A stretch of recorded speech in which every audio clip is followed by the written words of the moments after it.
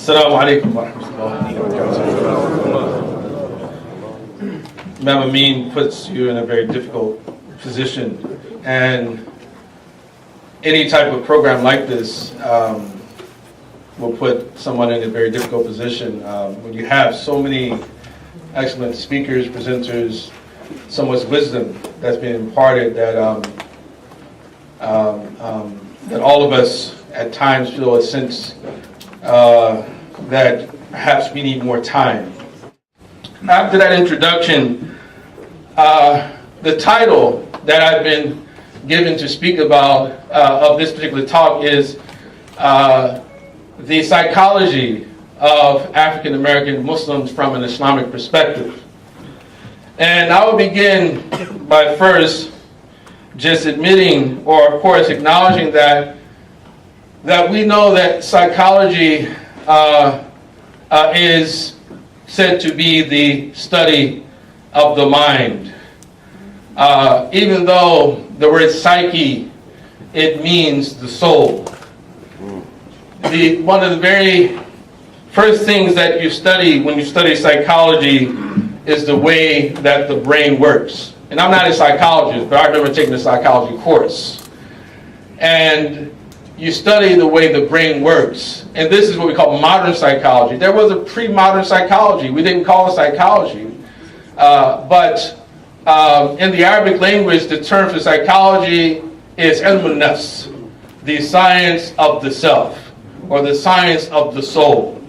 And even though that was taken to be a translation of psychology, that prior to the development of Western psychology, the psychology prior to that had a different idea. That is to say that, so if modern psychology was concerned with the study of the brain, the way the brain works, and what types of malfunctions can happen in the brain, right, and then how that is connected with human behavior, that prior to that period, that when we look at our Muslim psychologists, in this science we call ilm al-suluk, the science of behavioral science, or ilm al-tazkiyah, or purification, or what some call at-tasawwuf, Sufism, that when we look at those particular terms, that they focus, the starting point was, again, as opposed to the brain, the starting point was the soul. It was the nafs, the ego, ar-ruh, the soul. It was the aql, the consciousness, the intellect itself, al-qalb, the heart. But I think what's important about this particular discussion is not so much about a focus on the word psychology, but what more so is that, what does the title imply? That the title itself implies that there is something known as an African American psychology, or an African American psyche.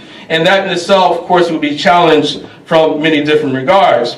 But in saying that, also it implies there is even a such thing as an African American, as a race, a racial category. Now, of course, we know in Islamic history, when the Quran was revealed, there was no such thing as an African American, and that in itself lets you know that it itself is a social construct, and we do have to challenge it, and not necessarily to deny the reality of race, or to deny the idea of race as a reality, but rather so that we can understand that it's extremely difficult for us to caricature any particular group of people and to assume that a certain type of person, if they look like this, then they're supposed to act like this. That is extremely important. As to say that really what we should be talking about is African American psychologies, because the different ways that we think about things and evaluate certain incidents and information may be different. Like, for instance,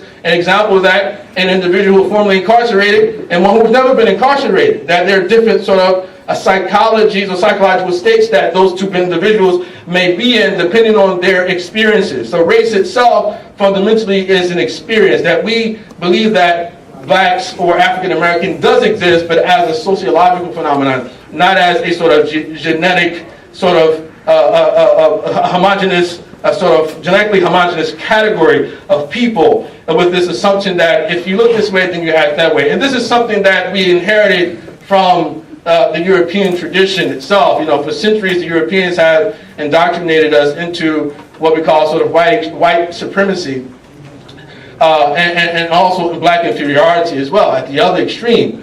And in one particular man, the Swedish man in the 18th century, known as Carl Linnaeus, he himself was the very first to try to make these connections between behavior and between color of skin. So, for instance, the African American was characterized as being phlegmatic, which is another way of saying lazy. Whereas the red man was characterized as being choleric, was another way of saying quick to anger, savage, right? And the white was characterized as being sanguine, sort of cool, balanced person. And so we have these things that we sort of live with, but of course there's a fallacy that comes with it. And so when we accept that the African American has a particular psyche, right, a type of unified psyche that all of us are supposed to or disposed to act in according with, then that can become extremely problematic.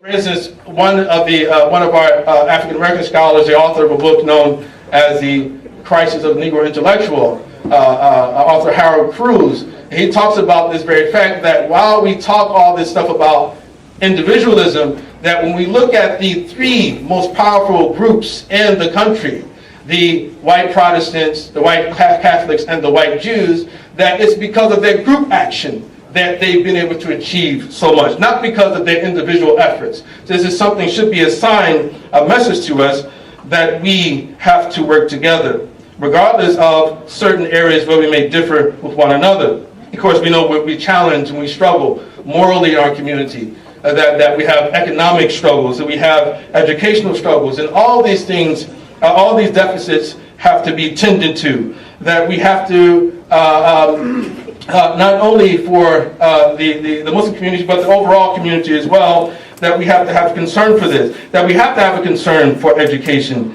that there probably should be like a national campaign to educate, in particular, our young men as well, that we have to rebuild our families, that we have to fight to get rid of our moral decay in the community. And so these are some areas of reflection as well.